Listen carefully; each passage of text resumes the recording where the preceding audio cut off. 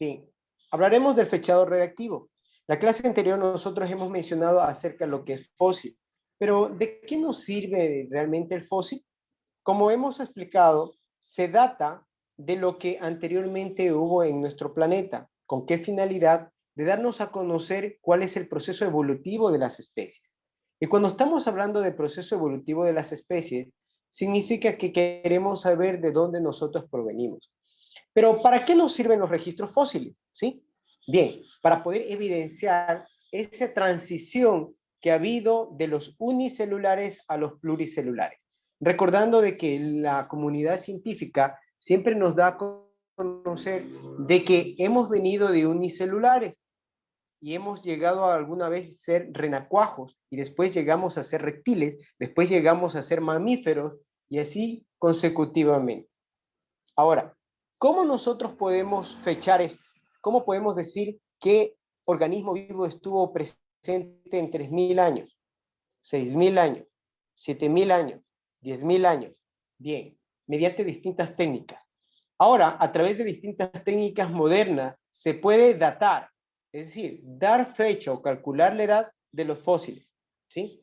Con diferentes disciplinas o tecnologías que tenemos, como la geología, y lo que tiene relación con la biología evolutiva. Ahora, hemos hablado anteriormente de lo que es el carbono 14. Bien, el carbono 14 se utiliza como un isótopo radioactivo. Y explico este término. Se dice isótopo porque el carbono que tú tienes en la tabla periódica tiene como número atómico 6 y como masa atómica 12. ¿Qué significa la masa atómica? Significa que tiene neutrones y protones. Cuando hablamos de isótopos, es un elemento que varía el número de neutrones. Y aquí utilizamos nosotros este carbono 14, ¿sí? Frente al carbono 12.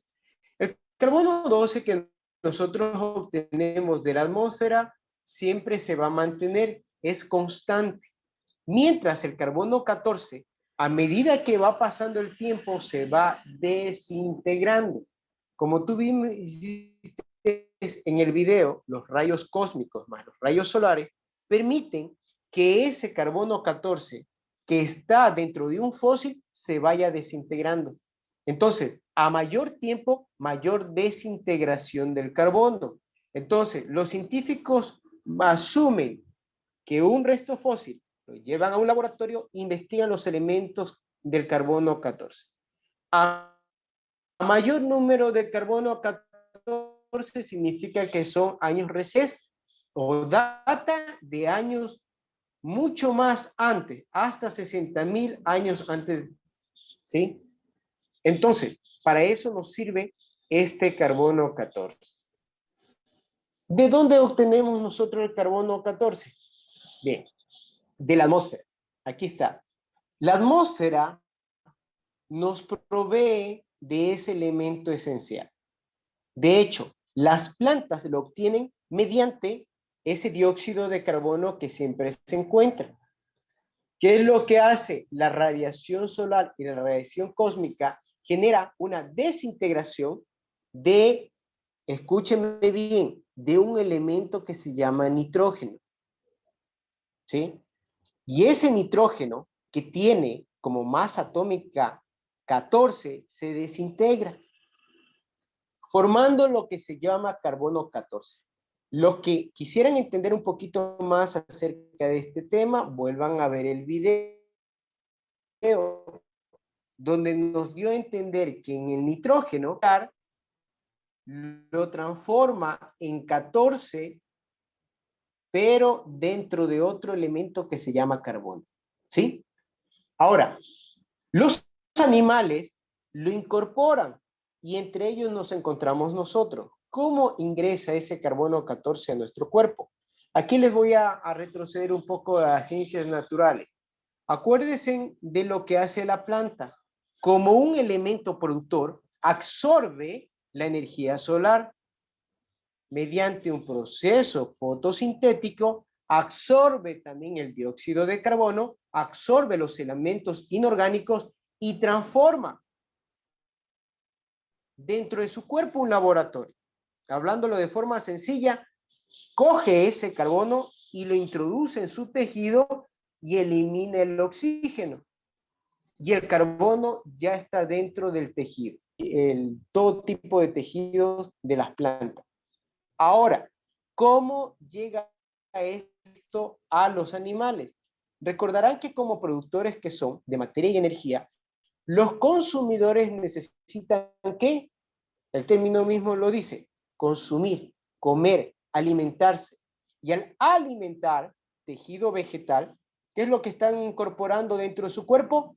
El carbono, que entre ellos puede estar el carbono 12 y el carbono 14. Y es allí cuando forma parte del organismo. Es decir, cuando tú mueres, cuando yo muero, sigo teniendo ese carbono 12 y carbono 14. Hace algunas semanas habíamos hablado que el carbono es el elemento de la parte estructural de todos los seres vivos. Es decir, todo ser vivo tiene carbono, pero ahora nos enteramos de que hay de dos tipos dentro del organismo, un carbono 12 y un carbono 14. Y aquí está. Dice, los animales lo incorporan, ¿sí? Este carbono 14 a los tejidos. Les hago un resumen. En los organismos vivos, la proporción de carbono 14 y carbono isotópica, ¿sí? es igual a la atmósfera que rodea. Es decir, los organismos que están con vida siguen manteniendo los niveles de carbono 14 y carbono 12 estables. Pero cuando éste muere, existe un desequilibrio en el cual el carbono 12 se mantiene, pero el carbono 14 disminuye. Bien, y como está en el recuadro, para determinar la fecha en la que murió el organismo, se mide el número de desintegraciones que se produce en el carbono 14, ¿sí? Entonces, ¿qué es lo que hacemos en laboratorio? Cogemos un registro fósil, investigamos los átomos de carbono.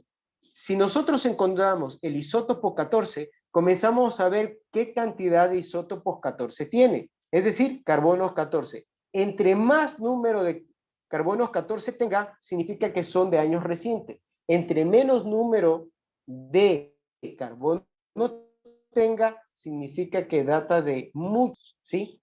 A nuestra era. De hecho, hay muchos restos fósiles que datan de muchos años más atrás, ¿sí? Años como lo que estoy presentando en este momento, los dinosaurios, ¿sí? Son reales, es real. La ciencia, la paleontología nos ha determinado que ha habido organismos vivos, ¿sí? Muy distintos a nosotros, por lo cual esto ya no es útil el carbono 14, porque el carbono 14 nos data solamente hasta un máximo de 60.000 años.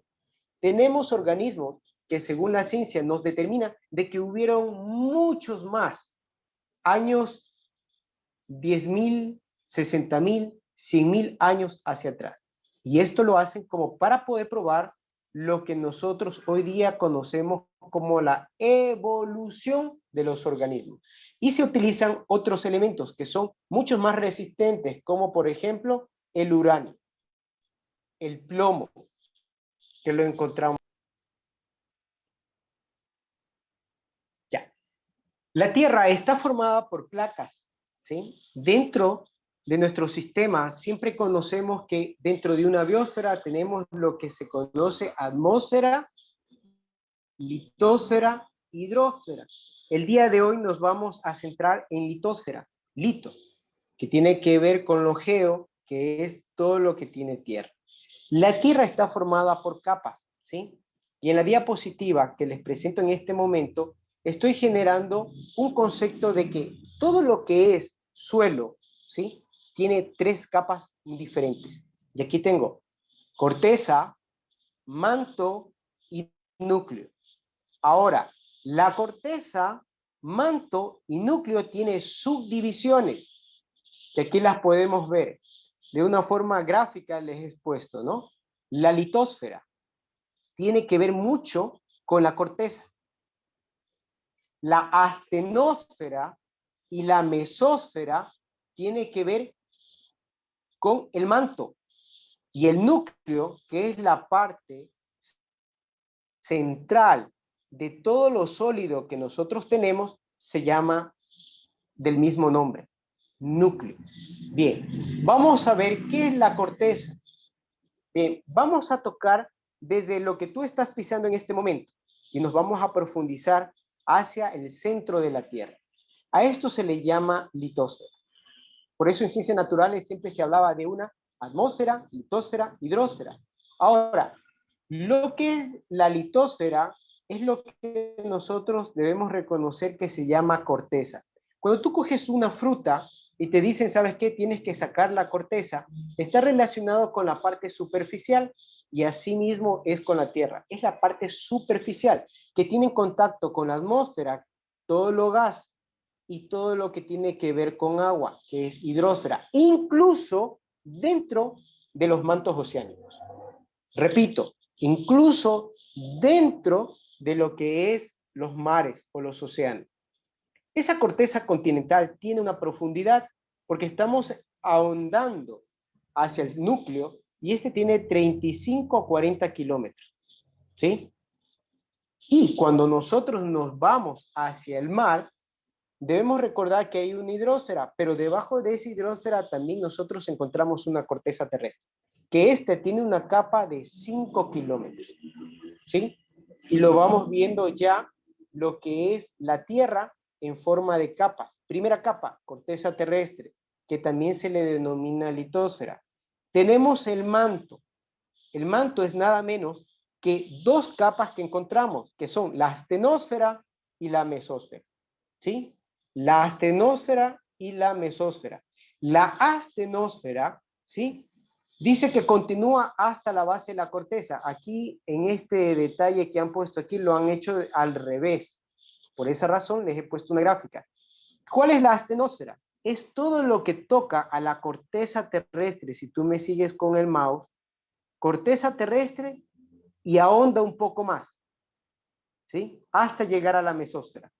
Porque la dirección que nosotros estamos tomando es de donde estamos parados hasta el núcleo del planeta. Después de esta astenosfera, tenemos lo que se denomina la mesósfera. Y esta mesósfera tiene de 35 a 40 kilómetros, ¿sí? Perdón, 660 kilómetros.